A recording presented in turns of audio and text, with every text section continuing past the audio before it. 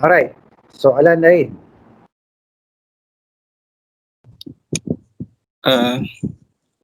Doktor? Hello? Ya. Okay, doktor. Untuk fundamental analysis, dekat bahagian financial tu, Ya. macam mana kita nak tengok apa ya untuk tahu sebuah company tu elok untuk kita masuk? Macam tu lah. Nak tengok ni per share ke, apa ke? Yang ini minggu depan kita akan cover. Untuk fundamental dia ada banyak faktor you kena tengok. Fundamental analysis kita akan mula daripada ekonomi, lepas tu industri, lepas tu baru company. EIC. Okay, EIC. Right, itu dia punya method dia untuk fundamental. Okay, saya bagi contoh ni supaya nampak lah.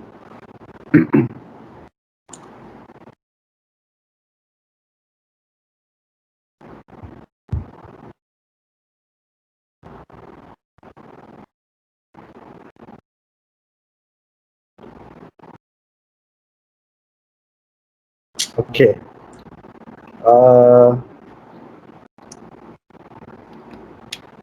Okay, dalam untuk fundamental, fundamental kita buat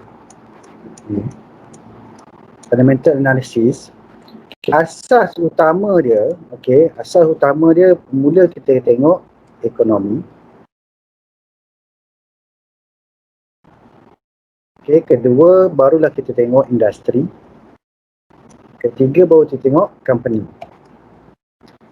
So kita panggil dia sebagai EIC. Ekonomi, industri dan company. So dalam konteks ni,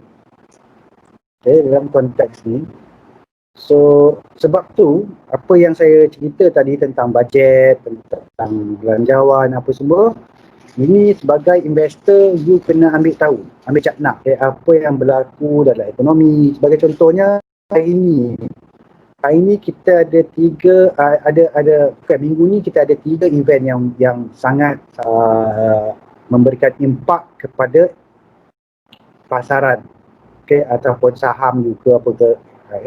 Yang pertama sekali, tentang ni saya letak ni pertama. Pertamanya ialah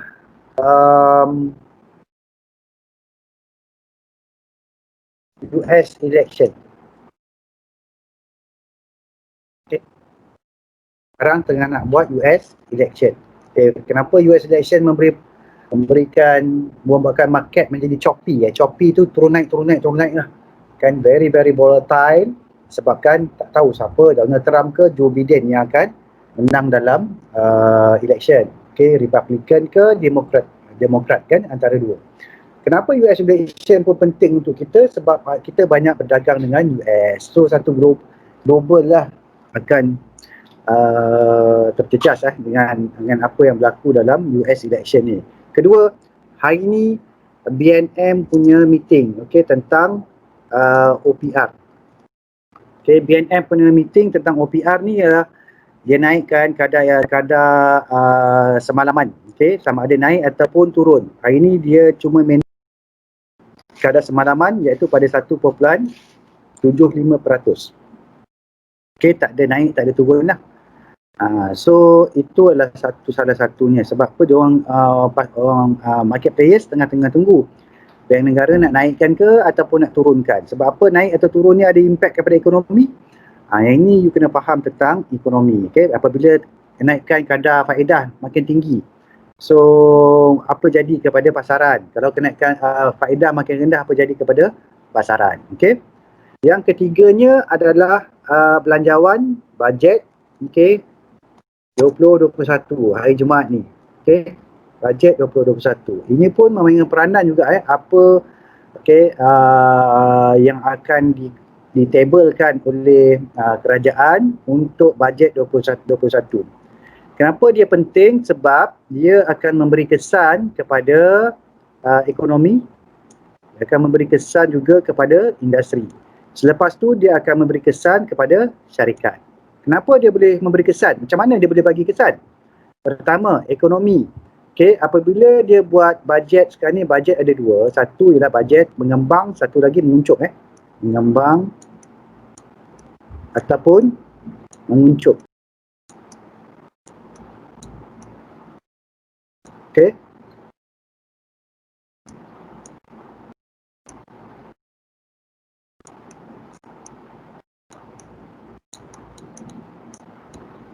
Menguncup. Okey. Alright. Bajet mengembang atau menguncup ni, dia ada memberi kesan kepada KDNK.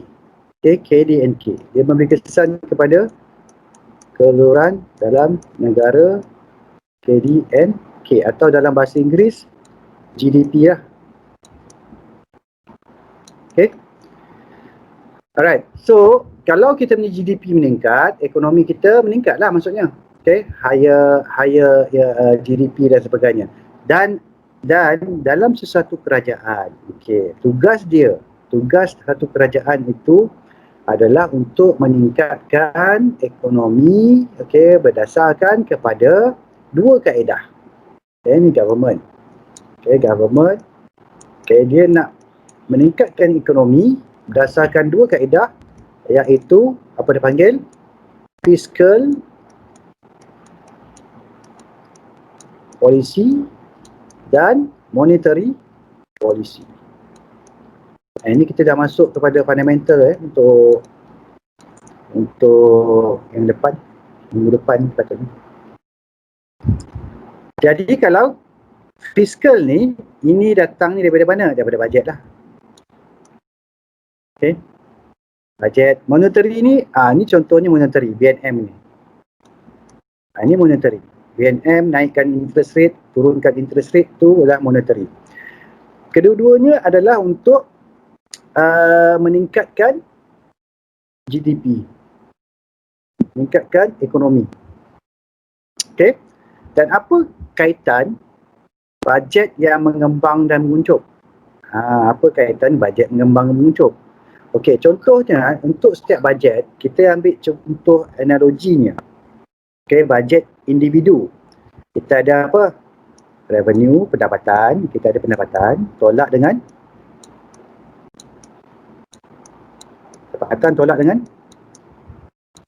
belanja lah, betul tak? Belanja, betul. Kan? Okay. Ini you dapat berapa, you belanja berapa. So, you akan ada sama ada lebihan ataupun kurangan kan? So, dalam negara pun sama.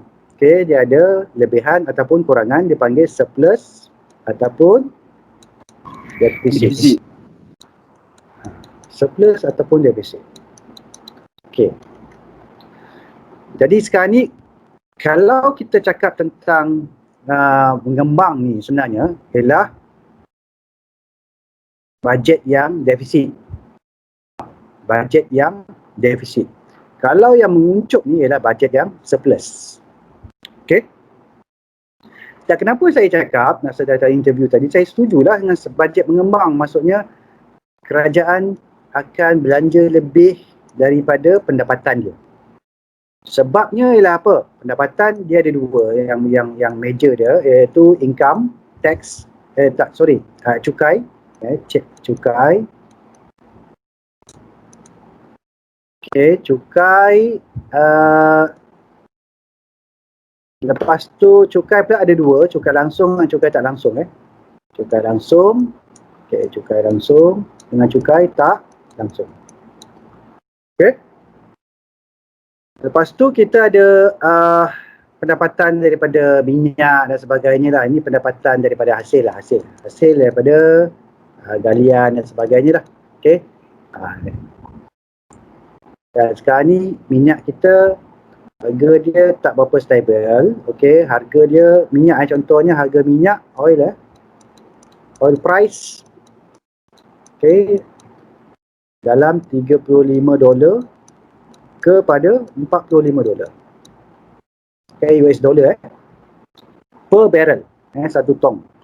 Dulu kita punya harga minyak, okay, lingkungan 70 ke $100 dulu. Sekarang 35 ke 40. Kita compare. Agak-agak kita punya pendapatan tinggi ke tak? Tak kan? Betul tak? Pendapatan kita tak dah tinggi. Jadi tapi dalam konteks sekarang ni, dalam konteks sekarang ni, okey, kita ada masalah apa? Kita ada masalah COVID. Okey, kita ada masalah COVID. Contohkan. Okey. COVID. Kita ada masalah COVID. Okey. Masalah COVID ni, okay, kita tak nampak kan bendanya, tapi perbelanjaan yang perlu dikeluarkan tinggi, betul tak? Untuk contohnya perubatan, hospital, peranan sebagainya lah. Macam-macam nak kena ni kan. So, kita kena belanja kat sini. Okay, kita kena belanja. Okay.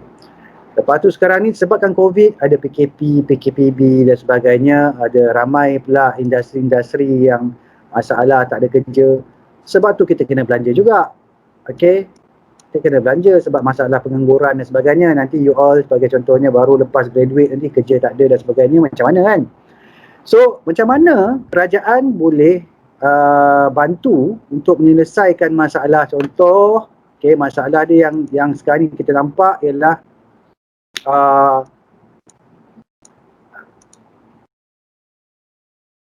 mana pergi dia? Ni. Ialah masalah contohnya satu unemployment.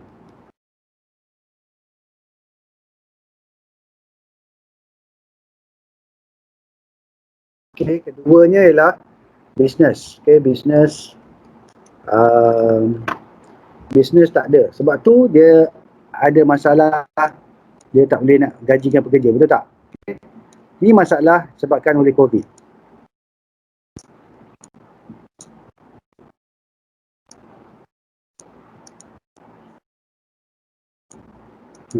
Tak boleh alih pula ni.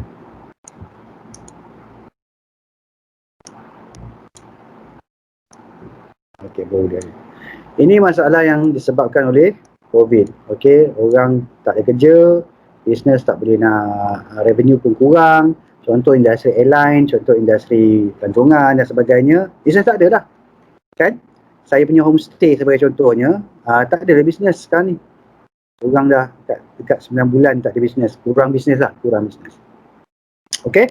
So, bila tak ada business, tak ada kerja, okey, macam mana polisi-polisi yang contohnya daripada bajet, okey, boleh meningkatkan, mengurangkan kadar pengangguran dan boleh meningkatkan perniagaan. Dia kena belanja. Okay, government kena belanja. Okay. Government kena belanja. Macam mana dia belanja? Dia belanja ni, bila dia belanja, dia bagi duit kepada rakyat. Okay, dia masuk duit ni. Dia bagi kepada rakyat duit. Okay, dia bagi kepada rakyat. Mana rakyat? Cari rakyat. Okey lah, sini rakyat. Okay, dia bagi kepada rakyat.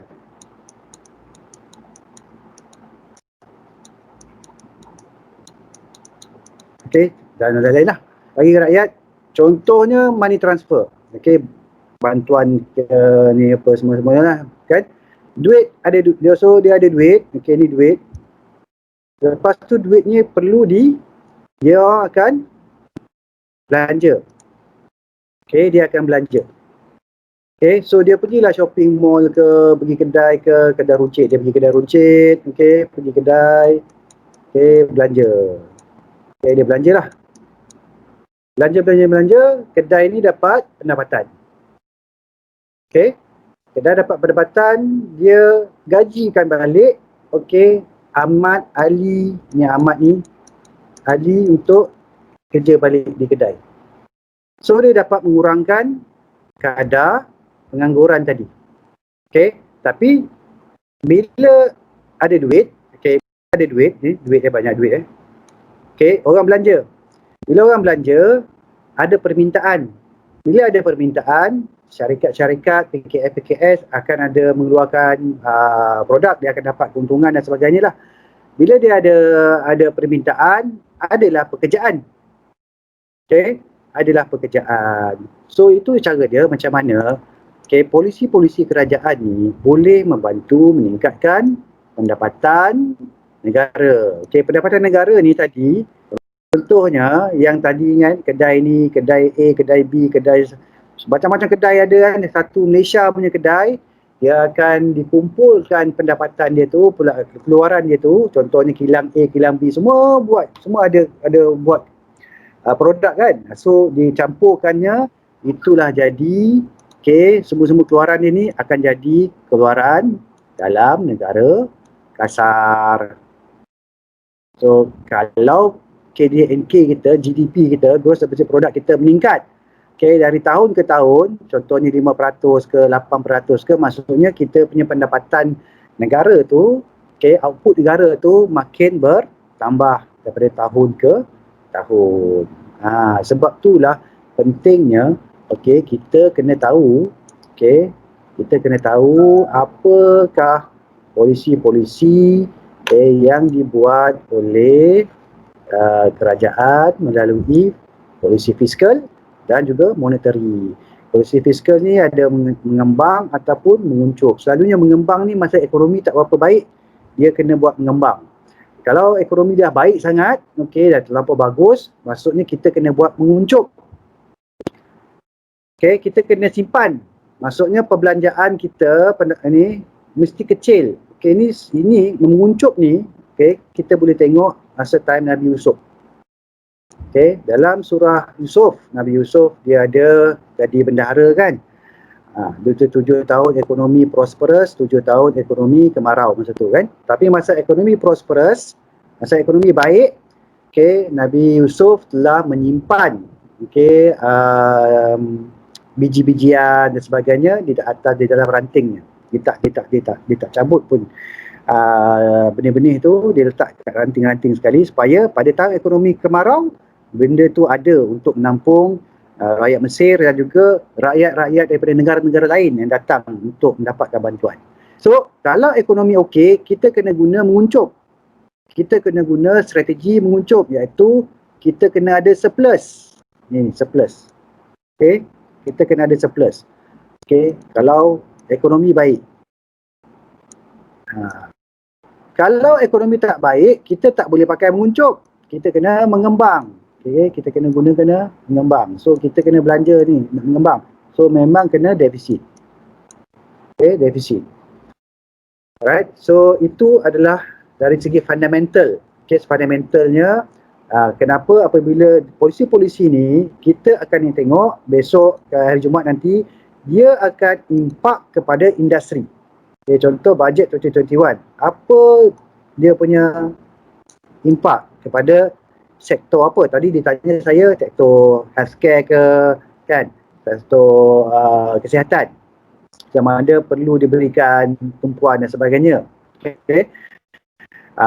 Lepas tu tentang sektor IT, sektor digital, itu pun mungkin akan bila apabila industri tersebut diberikan perhatian yang agak-agak maksudnya lebih daripada yang lain, maka syarikat-syarikat yang di industri tersebut akan mendapat tempiasnya. So maksudnya syarikat-syarikat tu akan mendapat tempias dari segi polisi pihak. So kita tengok yang ni, pentingnya kita kena tengok ni.